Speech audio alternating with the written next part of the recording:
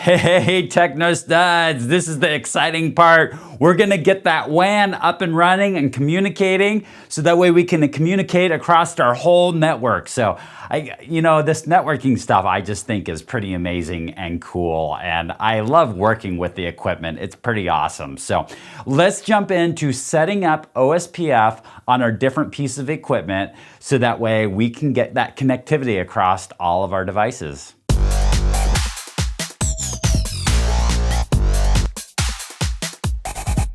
So I'm going to show you these commands and talk through this process. So this is our project. The things that we're implementing right now, we're going to have through the rest of this course. And so I'm going to step you through what I would be setting up on this particular network. Now, different networks, I may set it up a little differently, but this is basically what I would set up if I owned a network that was just like this.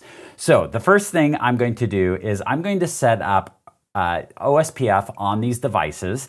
I'm just going to give it a process ID of 10. We're going to use area 0 because it's just going to be all of the same network here. And what I'm going to do is a network statement that's all inclusive. I could go through and specify each of the interfaces either with the network statements or the IP OSPF command that we talked about earlier in here. But for me, simplistic is best. There's no need for me not to just do this all in one statement and have it the same across the board. So I'm just going to use this one statement to do it all. Then I'm going to use this auto cost reference bandwidth, and this will future-proof my network. In the network that I have right now, I have a couple HDLC connections, or a HDLC connection, a point-to-point connection, and an Ethernet. So this is not going to differentiate my connections, but this is going to future-proof if I get gigabit connections, then that's going, or 10 gigabit connections, that's going to allow me to adjust to those costs. So I'm going to enter that in.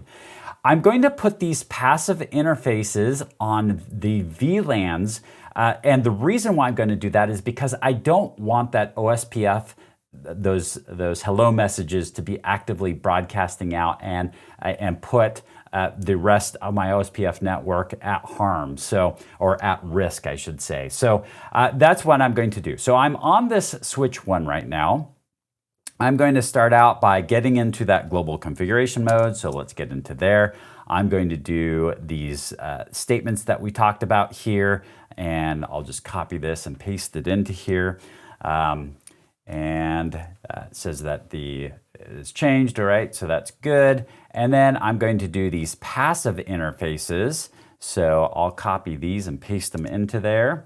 And I'll just grab the whole block here. And then one of the commands that I considered putting on here is this IP OSPF network point-to-point. And the reason why I considered that is because between this router and this switch, it doesn't need to go and elect a DR and a BDR and do all that process. We have a very simplistic network here. So I could put this command on here, and I considered putting this command on here, but ultimately I don't think it's really going to use up very much resources. It's a very simplistic network, so I'm going to just keep it simple and not put this on there for now, and it also future-proofs it. Because if I start creating like maybe some redundancy with this within this network, then I'm going to want to have that up and running, and electing a DR and a BDR. So I'm not going to put this on here, and that will help future-proof this network in case I decide to add more routers later. All right, so that is all for switch 1. Next thing that I'm going to do is I'm going to jump, and notice that there's no pings happening here because this is all one-sided so far. It's just the one device that I've got it configured on. So what I'm going to do is next I'm going to put this command on for SSH, and this is going to get me into my next router because I have connectivity to the next router. Let me pull this up. I have connectivity to this next router right here via this connection, but they're just not talking OSPF yet, so my laptop doesn't have connectivity to it. So I'm going to paste this in here, and I showed you how to do this in my last video. And I will copy the password, paste it into here, and hit enter. And now I'm on router 1 and I can start configuring router 1.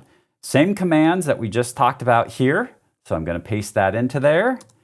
And then we can see, should here in a second, I'm pinging the loopback interface and that should pop up and there it is. Now I'm pinging successfully that loopback interface. So they made that connectivity and now this switch now sees the network over here and this router sees all of the VLANs right here. So that's why I'm able to ping that. Really, it's mainly because this router now sees these VLANs right here. Oh, I guess this switch also now sees that loopback interface. It didn't see that loopback interface before. Okay, so next what I'm going to do is I'm going to jump onto the next router. So I'll break out of here and get to the next router right here. And I'll need the password to get onto there. Copy password. This is where your names are going to be important because now I'm SSHing into an SSH session, and these names become very important. So now I can confirm I'm on router 2. I'm going to copy, get into the global configuration mode. I have the same commands that I'll enter here, but before I do that, I'm actually going to add this route right here. This is the default. And I contemplated whether I was going to add this or not, but ultimately I want to be able to propagate a default route. And in the future, this is going to change. We're going to remove this one and add a different one. But since we're talking about OSPF right now, and this is going to be something that we would probably implement on our network, at least going out to the internet, I'm going to go ahead and set this up at this point in time. And then I will select this same statements as we had before, so there's no surprise there.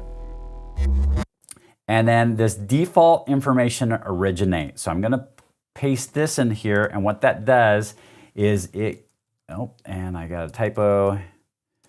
So there we go. And this is going to then propagate this default route. So the default route now is going to be sent out. And I can already see now I can ping from my demo laptop, I'm pinging the loopback address of router 2. So it successfully has taken and I'm good to go. And from here, I'm going to then hop on this next router right here. And really, I actually have access to this at this point in time because I don't have access. If I'll pull up this and I'll explain what's happening. I can't get directly to this. I can't SSH from my demo laptop. The demo laptop would be able to see this, we'll send it out to this switch. This switch is aware of this network at this point in time. So the connection would make it all the way to this router, but this router still isn't aware of these VLANs yet. So what I'm going to do is I'm going to end out of here and I'm going to SSH into router 3. So I'll copy this and paste this to get into router 3. And just to show you what that looks like, copy password, paste.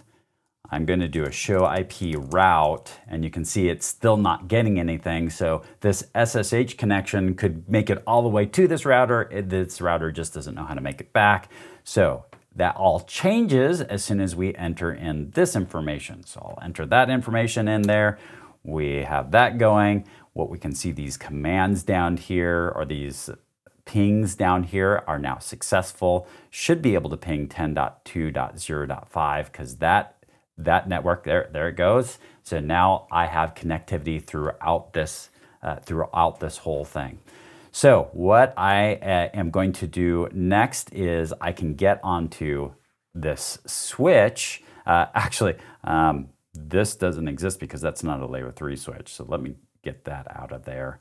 And that's not something we're going to do. All right. So now one thing I need to do is make sure that these settings are saved. So I'm going to do a copy, run start, so I can save these configurations. Do need to be in the user privilege exec mode. So copy, run start. copy it to the startup config. The other thing that I'll do with this is I'm going to grab a copy of this. I'll grab a copy of the running config. I always like to keep the most recent copy, so if I ever have any issues, I can just put that most recent copy. So I would grab a capture of the configuration at this point in time. I'm gonna go back do that. I'm not gonna do that while I'm on the video here, but I will go back and do that. I'm gonna exit out of here. I'm gonna do a copy, run, start again. I'm going to confirm. Once again, I'll grab a copy of this configuration. So I have a copy of the configuration, and then I do the same thing for each one of these devices. Copy, run, start, and there we have it. Now we've got full connectivity across our whole network.